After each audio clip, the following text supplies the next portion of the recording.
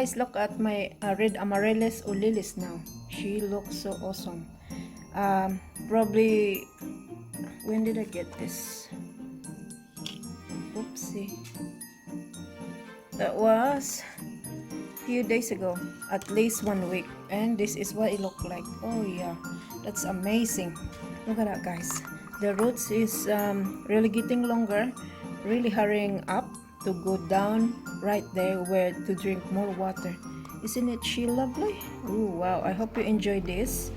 I got really long video for this, but this time I'm gonna get really short for the vlogmas video. And I got one here. This is the big one, and she look really good.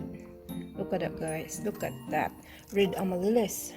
Oh my, or lilies, or what do you call this in Australia? Happyastrum or happy.